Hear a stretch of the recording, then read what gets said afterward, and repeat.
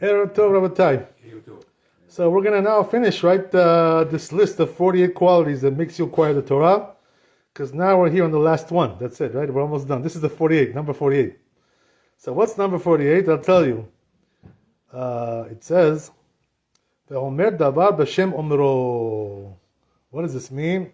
Something important in Torah, which means that when you say a piece of Torah, you should mention where you heard this from. Which rabbi told you this, or which book did you read this? Where you got this from. That's the way of the Torah, to mention, because if you say something like this, right, without telling people where you got it, it's like people say, where did you get this from? You sure this is from the Torah? Which Torah did you get this from? Where does it come from? Maybe this is your own mind. This is your own opinion. Maybe this is not from the Torah. That's why we have a tradition, The tradition is that when we say piece of Torah, we say from where we got this, which book, which rabbi came this thing. Right, that's how PIRKEH Avot opens up. The first thing it says, PIRKEH Avot, right? Moshe kibel Torah misinai, right? Umesara leYoshua. He gave it to Yoshua. Where did the Moshe Rabbeinu get the Torah? From Har Sinai, from Hashem, right? Not like the other religions, that they have. They didn't get from Har Sinai there. It's all fake there, those other religions. Where did they get this from? They say, oh, he was a prophet, he was a Navi. Who told you he was a Navi? Who told you? Maybe he's a liar. If you didn't get it from Har Sinai, that's not from Hashem. I hate to tell you, There's no other Torah. There's only one Torah. That's all there is, En chadash tachat hashamesh. There's nothing new under the sun, That's all we got. We got only one Torah. So why does the PIRKEH Avot start with this? Moshe kibel Torah misinai. This is the way it starts. The reason is to tell you, that it all came from Har Sinai. Even the PIRKEH Avot came from Har Sinai. Not only the halachot and the Gemara and the Talmud and all the other Mishnayot and everything, and the Kabbalah. Even PIRKEH Avot came from Har Sinai. So why is that important to know? Because, you may think, right, that PIRKEH Avot is not really, so much halachot. It's not really so much, dinei Torah, dinim.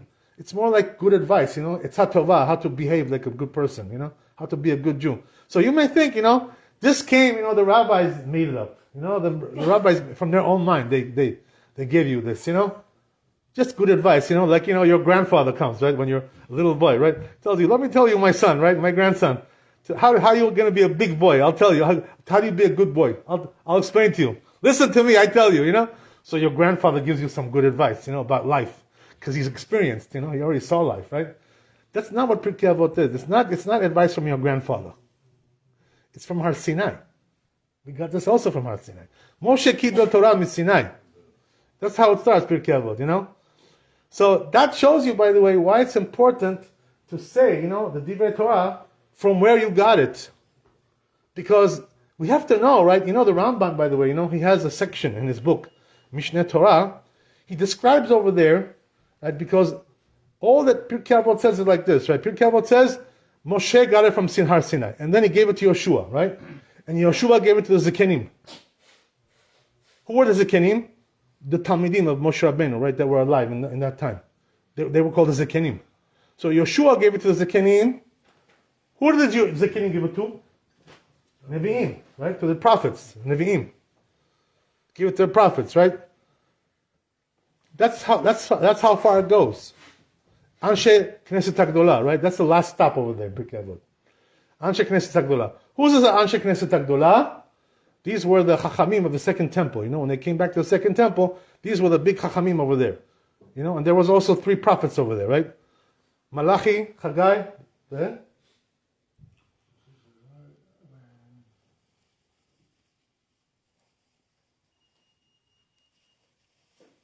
Zechariah, right? Am I right? That's it. So we have 3 prophets. So that was the last stop in PIRKEH Avot. But Moshe Rabbeinu, so the Rambam, right? Who's like Moshe Rabbeinu? They say, right? From Moshe to Moshe, there was nobody like Moshe. He was like Moshe Rabbeinu.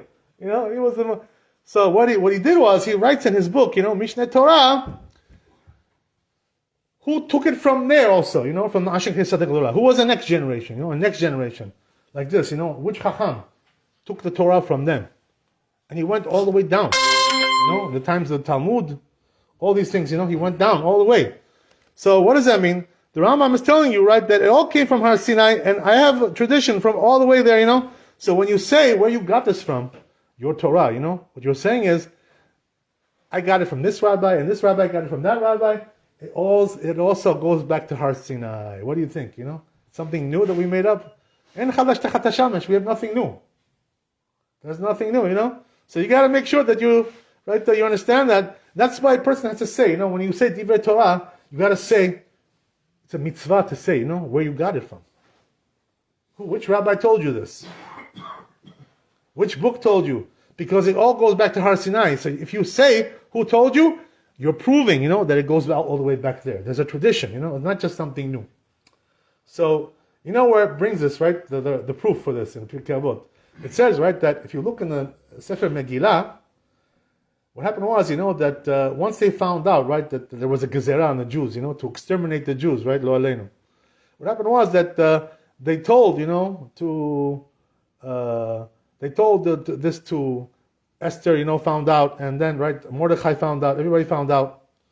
So what happened was that Mordechai, right, was having meetings, with Esther, and telling her things, to pass over to the king, to the Melech, to the Malchut. So they say that when Esther would, right, it says over there, when Esther would get something from Mordechai, right, to pass over to the Melech, to the king, what he would say is, she would say, I'm not telling you this, it's coming from Mordechai.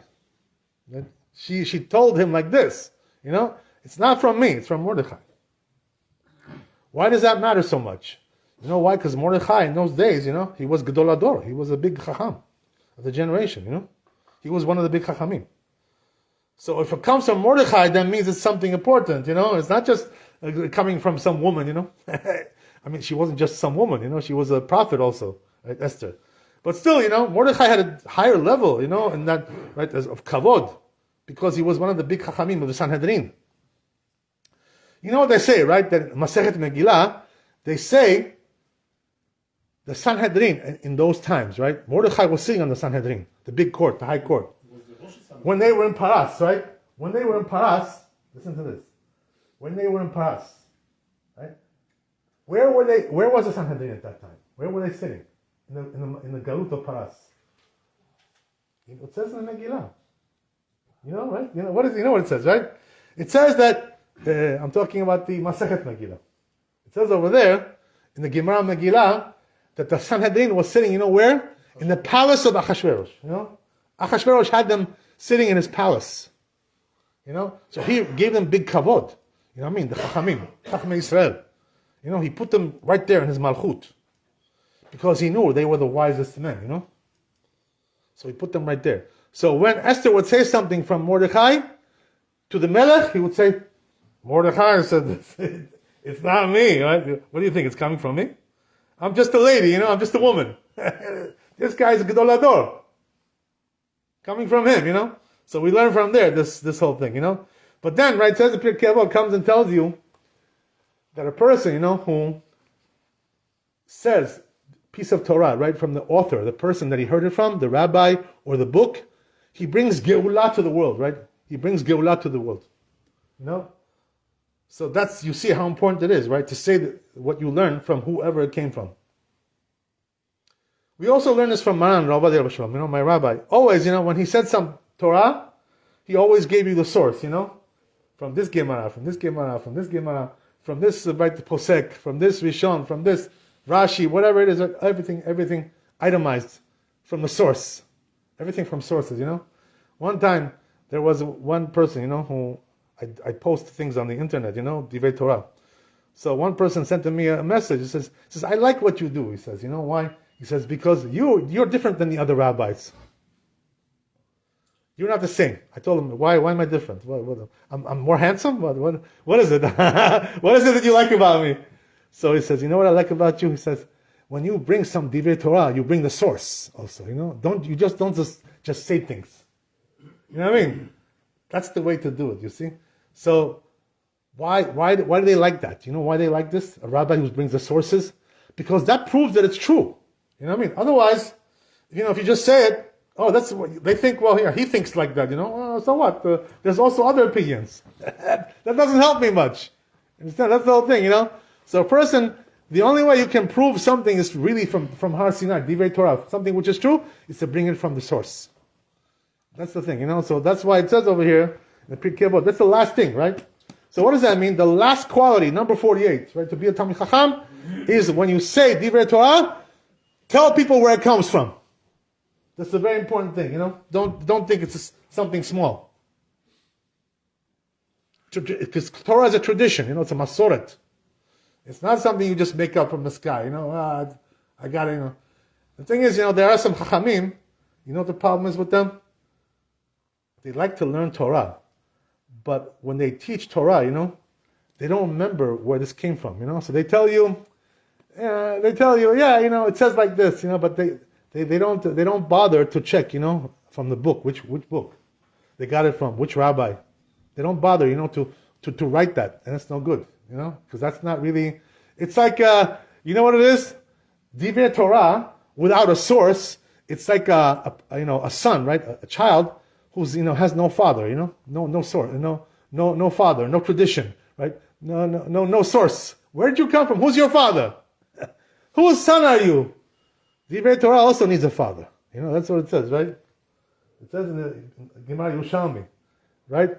That it says, right, that Divrei Torah beli av eno Torah. What does that mean, right? When Torah has no father, it's not called Torah. What does that mean? No father. You're not telling us who said it, right? He's the father of the Torah. He's the Abba of that Torah. You're not telling us who it was? So what doesn't really have much meaning. That's not called Torah. Why isn't it called Torah? Because I don't know where it came from. Maybe it came from a different religion. You know what it says, right? This also, you see how important it is. I'll explain to you why. It says in the Zohar Kadosh, that you may think that you can also learn things from the Goyim, their Chokhmah. In the Talmud they call this Chokhmah Yevanit, right? The Chokhmah of the Greeks, because the Greeks, they had philosophy, right? All kinds of wise things, all kinds of things like this. Also, if you go today on the internet, right? There's a lot of people over there, Goyim, who are saying, you think they're the smart things over there, some wise things. And you get impressed, you say, well, he has some chokhmah, this guy. He knows some things. He's saying some emet. You know what I mean? So that's what it says, in the Chazal, right? If people tell you that there's chokhmah in the goyim, believe them. There is chokhmah in the goyim. They do have chokhmah. They have chokhmah. If they tell you they have Torah, don't believe them, because they don't have Torah. They have chokhmah, but not Torah. Not the same thing, So that's the thing, when you say Divrei Torah without a source, it's just chokhmah, it's not Torah. That's not called Torah. No father, no av, right? There's no father there. That's not called Torah. That's the whole thing. So that's why a person has to understand, right? That when you have no source, you have nothing, right? There's nothing there. Okay, you get the idea. So therefore, right, a person has to learn that, right? That if you want to be a Talmid Chacham, you gotta bring the sources. Okay, fine. Tell you one more thing and we'll stop. So we're done with the 48 qualities, right? But I want to tell you also something else it says here, which is also very powerful.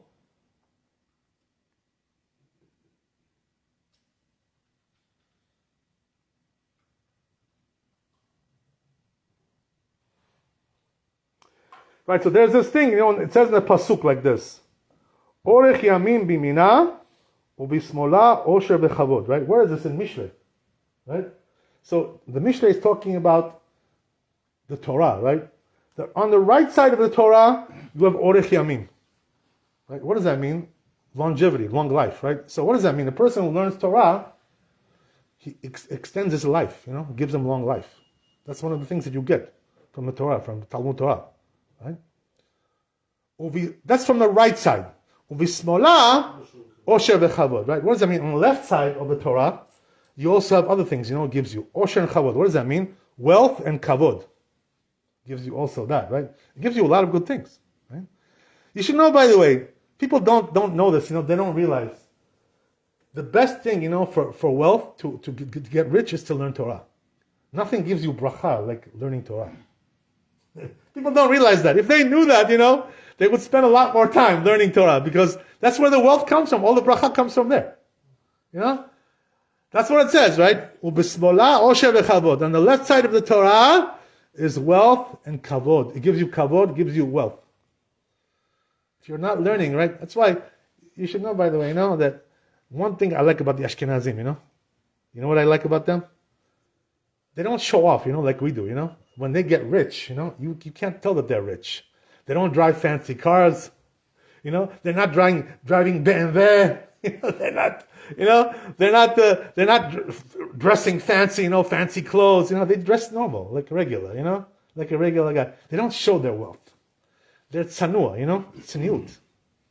I like this about them,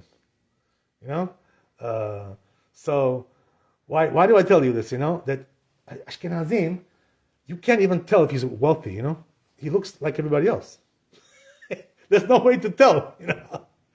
So you know what it is. The Ashkenazim, they know the trick. How do you get wealthy? They learn. When they come home from work, they also work. They're also working. But the thing is, when they come home, they go for an hour. Learn Talmud. Learn Daf Yomi, right? Gemara. They go and learn. That's what makes them wealthy. They become millionaires. But you can't see. Why? Because they don't dress fancy. They don't live fancy. They just live normal. They don't show their wealth. And also their houses, they don't buy fancy houses like we do. You see over here, right?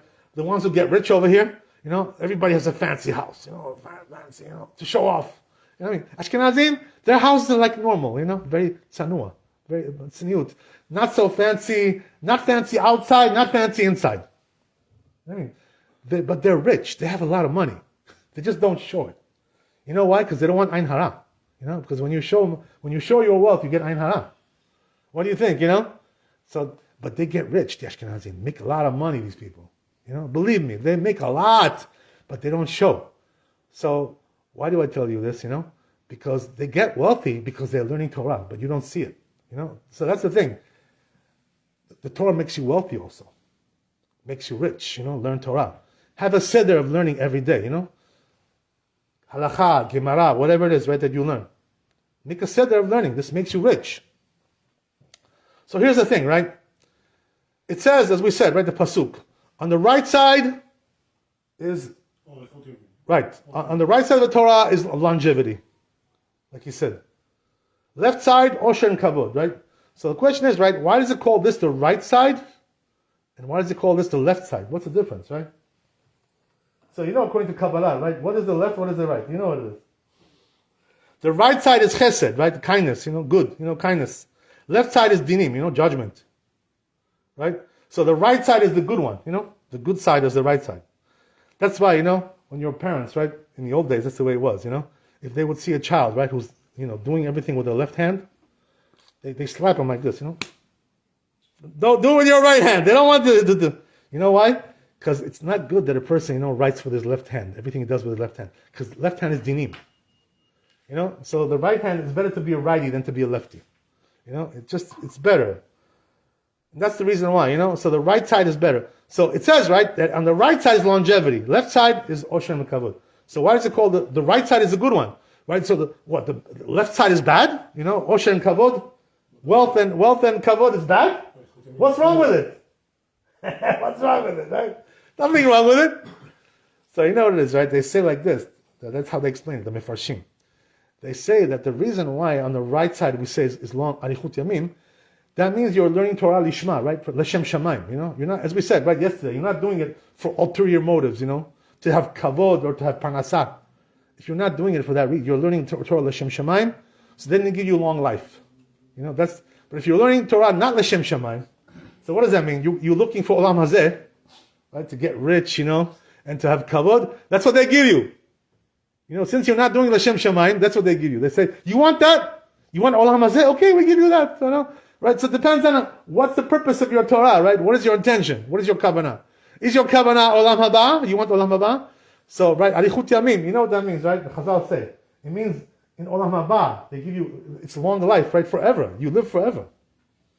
Orech yamim, bimina, right? You get in olam haba, that's really orech yamim. Because over here, how long can you live, right? 90, 100 years, whatever, right? How much can you live over here? 120, right? Maximum, whatever. How much can you live? It's all temporary, right? But over there in Olam Haba, it's forever. You live forever, Orech Yamim Bina. So what does that mean? If you want Olam Haba from the Torah, that's what you get, You get Olam Haba, Orech Yamim. If you want Olam Hazeh, you're not doing L'Shem Shamayim. That's what they give you. They give you, Osher and Kavod. In this world, they give you wealth and Kavod. Baruch Adonai Le'olam. Amen ואמן. רבי חיים הקדוש אומר, רצה הקדוש ברוך הוא ולזכות ישראל, לפיכך הכיר בא להם תורה ומצוות, שנאמר אדוני חפש, למען צדקו יגדיל תורה בידי.